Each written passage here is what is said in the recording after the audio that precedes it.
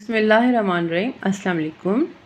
आज हम अपनी क्लास में क्लास 5 की सिंध टेक्स्ट बुक बोर्ड की एक्सरसाइज 4.8 में से कुछ क्वेश्चन सॉल्व करेंगे।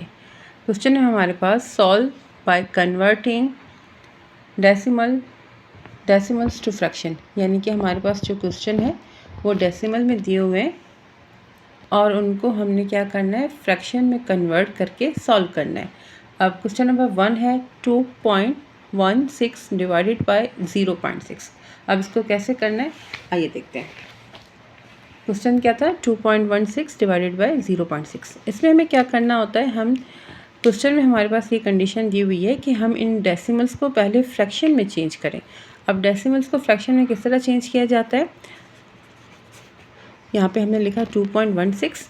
अब जब भी हमारे पास कोई भी डेसिमल हो और हमसे कहा जाए कि इसको आप फ्रैक्शन में चेंज करें, तो हमें क्या करना होता है, इस डेसिमल को यहाँ से हमें रिमूव करना होता है और हमें यहाँ पे दे देना होता है 1। और डेसिमल के राइट साइड पे जितने भी हमारे पास डिजिट्स होते हैं, इट मीन्स यहाँ पर हमारे पास उतने ही ज़ीरो हैं। अब इसको अगर हम इस तरह देखें कि ये एक रिवर्स फॉर्म है, इट मीन्स अगर 216 को 100 से डिवाइड किया जाए तो हमारे पास आंसर क्या आएगा, 2.16। इसको रिवर्स प्रोसेस में चला के हमने इसकी जो पहले वाली फॉर्म है वो लेकर आइए कि हमने जब 216 डिवाइड हुआ था 100 से तो हमारे पास आंसर आया था 2.16।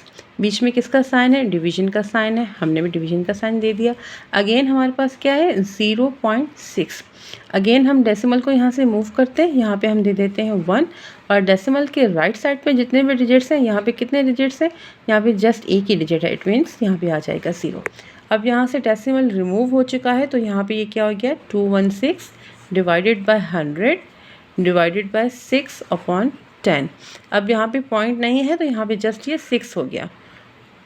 अब हमें पता है कि जब हमारे पास फ्रैक्शन हो और बीच में डिवीजन का साइन हो तो वो क्या हो जाता है, वो डिवीजन का साइन चेंज होकर मल्टीप्लिकेशन का साइन होकर यहाँ पे रेसिप्रोकल हो जाता है।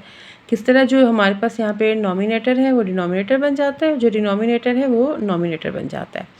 ठीक है, अगर जिस तरह यहाँ पर है 216, हमारी जो पहली दोनों टर्म्स हैं वो सेम रहेंगी, डिवीजन का साइन चेंज हो जाता है मल्टीप्लिकेशन में और ये हमारा हो जाता है रेसिप्रोकल। ठीक है, यहाँ पे हमने ज़ीरो कैंसिल किया, यहाँ पे भी हमारे पास एक ज़ीरो कैंसिल हो गया।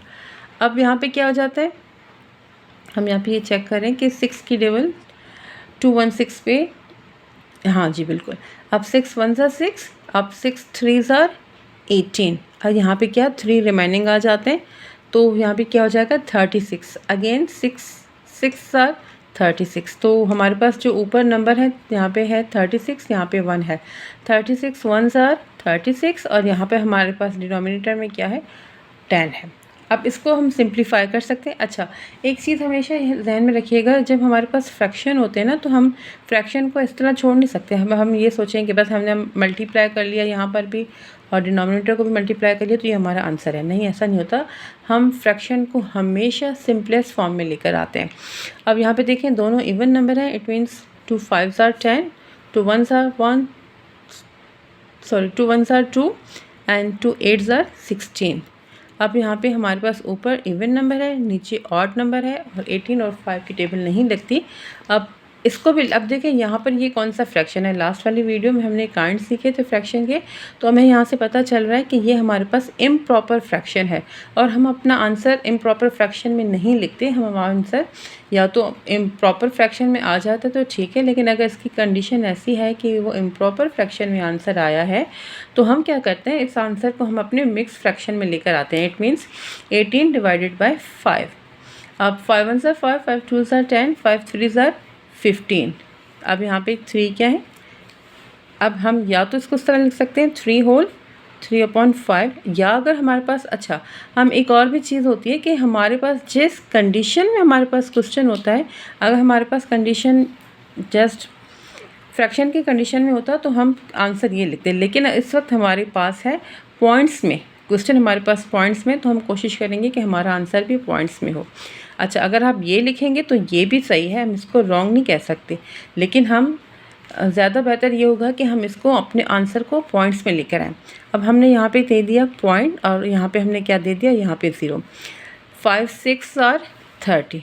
इट मीन्स 3.6 या 3 होल 3.6 हमारे पास क्या है, आंसर है। अच्छा, इसी एक्सरसाइज में एक और क्वेश्चन था, इसी एक्सरसाइज का एक और क्वेश्चन था 78.4 डिवाइडेड बाय 0.7। अब इसकी को भी सेम मेथड से करेंगे, किस तरह देखते हैं। 78 हमने लिखा 0.4, अब इसको डिवाइडेड बाय 0.7। अब इसको क्वेश्चन में था कि पहले कन्वर्ट करें डेसिमल को फ्रैक्शन में और फिर उनको सॉल्व करें। अब हमने यहाँ से उनको डेसिमल को यहाँ से रिमूव किया तो हमने यहाँ पे क्या दे दिया, 1। डेसिमल के राइट साइड पे कितने नंबर्स हैं, कितने डिजिट्स हैं, जस्ट 1 है, तो हमने यहाँ पे 0 दे दिया। अगेन जो सेकंड टर्म है हमारी, उसमें से भी हमने डेसिमल को रिमूव किया और डेसिमल के राइट साइड पे कितने हमारे पास डिजिट्स हैं, एक ही है, तो यहाँ पर भी हमारे पास 0 आ गया।